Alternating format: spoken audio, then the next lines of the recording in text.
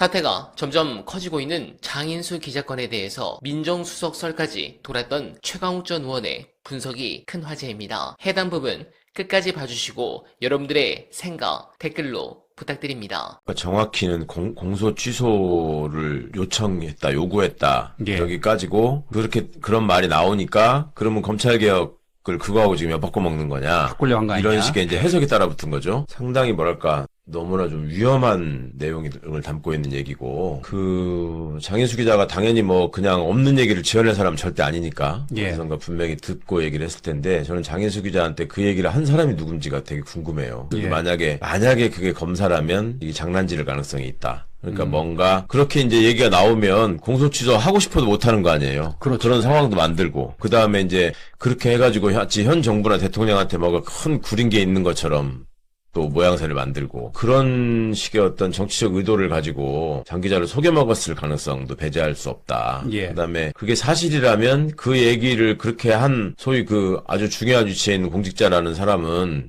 확인돼가지고 이제 물러나야죠. 예. 만약에 그게 사실이라면. 그게 대통령이 검찰의 어떤 그 정치검찰의 악마성을 너무나 많이 느끼신 분인데 그걸 가지고 거래를 하려고 했다라는 거는 전 도대체 믿어지지가 않아요. 그렇게 되면은 이제 코가 깨는 거잖아요. 게다가 어제 제가 어떤 분한테도 그 얘기를 했는데, 그러면 그렇게 했다고 치면 검찰개혁법안을 그러면 검사들 입맛에 최대한 맞게, 구매에 맞게 맞춰주고 그러고 나서 바로 공소 취소가 되겠냐. 제가 볼 때는 아닐 것 같거든. 예. 끝까지 손에 쥐고 끝까지 이걸 가지고 뭔가 정권을 위축시키려는 시도를 할 집단이지, 그걸 그대로 할 게 아니고, 이제 실제 사례도 있어요.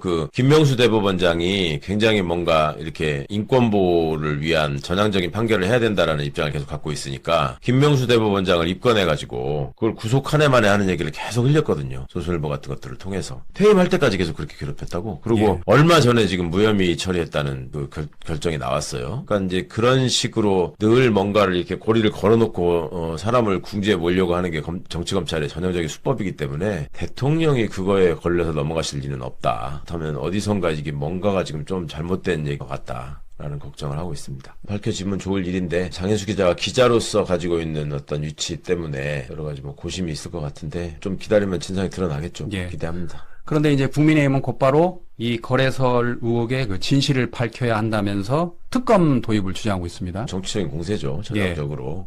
근데 이 사람들은 좀 그런 말을 할 자격이 있는지를 좀 돌아보면서 얘기를 했으면 좋겠어요. 검찰하고 손잡고 거래하고 정치적으로 못된 짓 하고 했던 게 어떤 집단인데, 걔 눈에는 뭐만 보인다고 자기들이 볼 때는 이런 게 확실한 것 같아 이렇게 나서는 건지는 모르겠는데, 그냥 거울을 좀 이렇게 보여주고 싶습니다. 그러니까 이게 조작된 사건이라고 한다면, 예. 이게 밝혀진다면 공소 취소를 안 하는 게 문제잖아요. 당연히 해야 되는 거지. 그거 가지고 또 그때 가서 무슨 이 핑계 저 핑계 대면은 그거야말로 정치검찰이죠. 이제 그런 정확한 절차를 통해서 근거들을 다 밝혀내고, 그것도 거의 드러나고 있지 않습니까? 많이 지금 김성태 녹취록 같은 녹취록을 것도 통해서 얘기가 예. 되고 너무나 쇼킹한 얘기들이 많이 나오는데, 이번에야말로 진짜로 좀 이게 낱낱이 전모가 드러나서 바로 잡혔으면 좋겠다 생각합니다. 그러니까 이제 강경파라는 용어도 좀 신중해야 될 것 같은데, 원칙대로 해야 된다라고 말하는 사람들이 이제 강경파라고 해가지고 소수 극렬 분자로 이제 몰아가는 듯한 일종의 프레임도 좀 걸리는 것 같고, 이전에 왜 이런 좀 논란이나 소음이 생길까를 먼저 한번 짚어봤으면 좋겠어요. 일단 예. 검찰총장 명칭에 앞서서 이게 보면은요, 일단 첫 번째로는 정치검찰이 그동안에 해왔던 여러 가지 교묘하고 나쁜 짓에 대한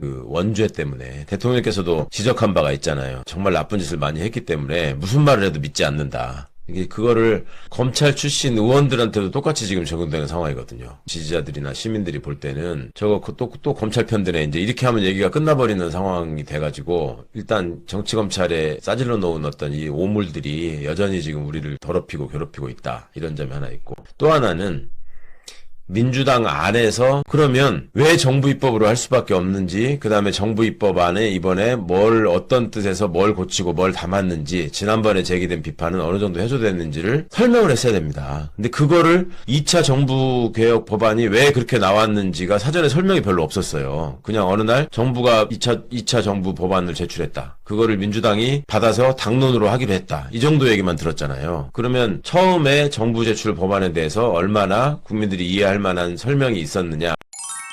네, 제 생각에도 어쩌면 이쪽이 맞지 않나 싶습니다. 정부나 청와대의 누군가가 공명심에 저런 식의 뉘앙스를 가진 언행을 우회적으로 절대 티나지 않게 검사들에게 했는데 그걸 캐치한 검사가 약간의 과장과 사실을 섞어 왜곡이 되도록 일부러 장 기자한테 흘려서 내분이 일어나도록 한 거 아닌가 싶습니다. 근데 하필이면 그 메신저가 나온 방송이 민주진영 최대 스피커인 경공이 돼서 파급력이 생각보다 커진 건 아닐까 싶습니다. 아무쪼록 이 검찰은 이렇게 끝까지 개혁을 방해하기 위해 엄청난 공작질을 하고 있습니다. 여러분, 지금부터 중요한 부분을 보고 드리겠습니다. 우리가 아는 대한민국 검찰은 어떤 집단입니까? 자기 조직에 아주 티끌만한 불이익이 와도 심지어 지휘부가 특정 사건에 항소하지 않는다는 이유 하나만으로도 내부망 2%에 들고 일어나 연판장을 돌리던 자들입니다. 평검사부터 검사장까지 줄사표를 던지며 조직의 세를 과시하는 것이 그들의 전통적인 투쟁 방식이었습니다. 그런데 지금 이른바 검찰 권력 해체라는 어마어마한 간판에 단 정부안이 나왔는데 소초동이 절간처럼 고요합니다. 사표 저항은커녕 반발하는 성명서 한 장 튀어나오지 않아요. 이유는 단 하나입니다. 호랑이는 자신의 고기를 뺏겼을 때만 으르렁거립니다. 그들이 짖지 않는다는 것은 밀실에서 만들어진 이번 타협안이 자신들의 핵심 밥그릇을 전혀 위협하지 않는다는 것을 누구보다 잘 알고 있기 때문입니다. 더욱 기가 막힌 것은 조중동을 비롯한 보수 언론과 국민의힘의 태도입니다. 저들은 이재명 정부가 숨만 쉬어도 기침만 해도 사사건건 반대거리를 찾아내어 맹공을 퍼붓던 세력입니다. 당장 사법부를 개혁하겠다며 내놓은 법원개혁 3법에 대해서는 지금 이 순간에도 사법부 장악이라며 개거품을 물고 극렬하게 저항하고 있습니다. 그런데 유독 그들이 목숨처럼 지켜왔던 검찰 권력을 손본다는데 이토록 평온합니다. 무한발을 넘어 사실상